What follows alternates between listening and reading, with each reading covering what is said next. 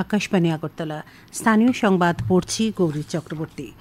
ভারতীয় সেনা ও তাদের পরিবারের সদস্যদের সব ধরনের আইনি সহযোগিতার জন্য আজ ত্রিপুরা সহ দেশের সবকটি রাজ্যে নতুন প্রকল্প শুরু করবে জাতীয় আইনসেবা কর্তৃপক্ষ।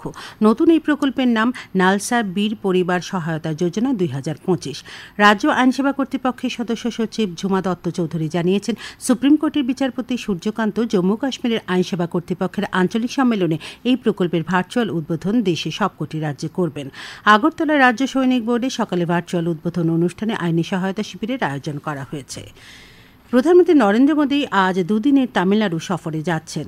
যুক্তরাজ্য এবং মালদ্বীপ সফর থেকে ফিরে আসার পরপরই প্রধানমন্ত্রী সেখানে যাবেন। এই সফরে শ্রী মোদী আজ রাতে তুতিকোরিনে 4,800 কোটি টাকারও বেশি মূল্যের বিভিন্ন উন্নয়নমূলক প্রকল্পের ভিত্তিপ্রস্তর স্থাপন, উদ্বোধন এবং জাতির উদ্দেশ্যে উৎসর্গ করবেন। এর মধ্যে রয়েছে তুতিকোরিন বিমানবন্দরের নতুন টার্মিনাল ভবন, মহাসড়ক প্রকল্পের ভিত্তিপ্রস্তর স্থাপন, গুরুত্বপূর্ণ রেলওয়ে পরিকাঠামো প্রকল্প ইত্যাদি। নতুন 3 ফৌজদারি আইন সম্পর্কে সচেতনতা বাড়াতে গতকাল বিশালগড়ের রামনারায়ণ ঠাকুরপাড়া হাই স্কুলে এক শিবিরের আয়োজন করা হয়। বিশালগড় মহকুমা আইনসেবা কমিটির উদ্যোগে আয়োজিত শিবিরে আলোচনায় প্যানেল আইনজীবী লিপিকা দে সরকার বলেন, নতুন আইনে সাধারণ নাগরিকদের অনেক ধরনের সুবিধা দেওয়া হয়েছে। এখন রাজ্যে যে কোনো জায়গা থেকে এফআইআর করা যায়। পুলিশকে তদন্তের জন্য সময় বেঁধে দেওয়া হয়েছে। প্রধানমন্ত্রী নরেন্দ্র মোদী আগামীকাল সকাল 11টায় আকাশবাণীর মন কি বাত অনুষ্ঠানে দেশ বিদেশের জনগণের সঙ্গে মত বিনিময় করবেন। এটি হবে মন কি বাতের 124তম পর্ব। এই অনুষ্ঠানটি আকাশবাণী ও দূরদর্শনের সমস্ত নেটওয়ার্ক, আকাশবাণী সংবাদ ওয়েবসাইট www.newsonair.com এবং নিউজ অন এআইআর মোবাইল অ্যাপে শোনা যাবে। অনুষ্ঠানটি আকাশবাণী, ডিডি নিউজ, প্রধানমন্ত্রী দপ্তর তথা তথ্য ও সম্প্রচার মন্ত্রকের ইউটিউব চ্যানেলেও শুনতে পাওয়া যাবে।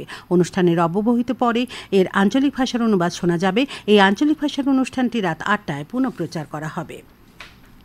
অটল পেনশন যোজনার আওতায় চলতি অর্থবছরে 8 কোটি সদস্য তালিকাভুক্তির মাধ্যমে উল্লেখযোগ্য মাইলফলক অর্জিত হয়েছে। 39 লক্ষ নতুন গ্রাহক এই প্রকল্পে যুক্ত হয়েছেন। ভারত সরকারের PFRDA পরিচালিত প্রধান সামাজিক সুরক্ষা প্রকল্প অটল পেনশন যোজনা 2015 সালে 9 মে চালু হওয়ার পর থেকে এই প্রকল্পটি তার 10ম বার্ষিকী উদযাপন করার সময় এই মাইলফলক অর্জিত হয়েছে।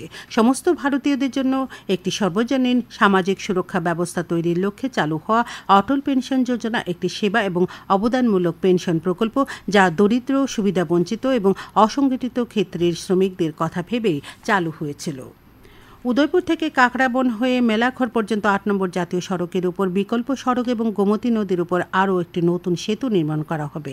এই বিষয়ে গোমতী জেলার কাকড়াবন পঞ্চায়েত সমিতির কনফারেন্স হলে গতকাল এক উচ্চ পর্যায়ের বৈঠক অনুষ্ঠিত হয়। বৈঠকে বিধায়ক জিতেন মজুমদার, গোমতী জেলা পরিষদের সভাধিপতি দেবল দেবরায়, মাতাবাড়ি পঞ্চায়েত সমিতির চেয়ারপারসন সুপ্রিয়া সাহা, গোমতী জেলা শাসক রিঙ্কু লেথার প্রমুখ উপস্থিত ছিলেন। সিপিআইএমের উদ্যোগে গতকাল সাবরুমের মনুবনকুলে এবং শান্তিরবাজার মহকুমার বীরচন্দ্রনগরে বিক্ষোভ মিছিল অনুষ্ঠিত হয়। স্মার্ট মিটার এবং বিদ্যুৎ বিল বৃদ্ধির প্রতিবাদে এই কর্মসূচি। উপস্থিত ছিলেন প্রাক্তন বিধায়ক প্রভাত চৌধুরী, সিপিআইএমের দক্ষিণ জেলা সম্পাদক মিহির পাটারি, প্রাক্তন এমডিসি পরীক্ষিত মোরা সিং প্রমুখ।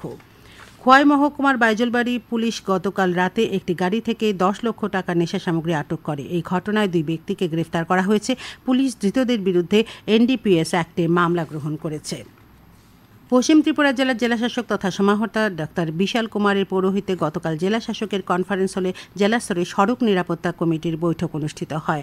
বৈঠকে পরিবহন, পুলিশ, পূর্ত, স্বাস্থ্য, শিক্ষা এবং নগর উন্নয়ন সহ গুরুত্বপূর্ণ দপ্তরের প্রতিনিধিরা উপস্থিত ছিলেন।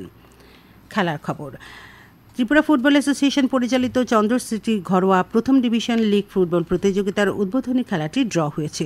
উমাকান্ত মিনি স্টেডিয়ামে গত রাতে অনুষ্ঠিত এগিয়ে চলো সংঘ এবং কল্যাণ সমিতির খেলাটি গোলশূন্যভাবে শেষ হয়। ফলে উভয় দল পয়েন্ট ভাগ করে।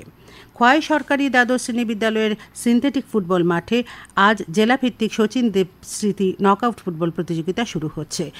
খোয়াই ফুটবল অ্যাসোসিয়েশনের পক্ষ থেকে সাংবাদিক সম্মেলনে জানানো হয়, রাজ্যের ক্রীড়া ও যুব বিষয়ক দপ্তরের মন্ত্রী টিঙ্কু রায় এই প্রতিযোগিতার উদ্বোধন করবেন। ত্রিপুরা ক্রিকেট অ্যাসোসিয়েশন পরিচালিত অনূর্ধ্ব 18 বছরের ক্রিকেট প্রতিযোগিতার গতকালকের খেলায় শতদল সংঘ জয়লাভ করেছে। তালতলা মাঠে অনুষ্ঠিত খেলায় শতদল সংঘ 121 রানে ইউনাইটেড ফ্রেন্ডসকে পরাজিত করে। আবহাওয়া আগামী 24 ঘন্টায় রাজ্যের উত্তর এবং ঊনকোটি ছাড়া বাকি জেলাগুলিতে বজ্রবিদ্যুৎ সহ ভারী বৃষ্টিপাতের সতর্কতা জারি করেছে আবহাওয়া দপ্তর। আজ দিনে সর্বোচ্চ তাপমাত্রা 33 ডিগ্রি সেলসিয়াসের কাছাকাছি থাকতে পারে। ভোরে সর্বনিম্ন তাপমাত্রা ছিল 27 ডিগ্রি সেলসিয়াস। স্থানীয় সংবাদ এখনকার মতো এখানেই শেষ হলো। পরবর্তী বাংলা স্থানীয় সংবাদ প্রচারিত হবে সন্ধ্যা 7:55 মিনিটে।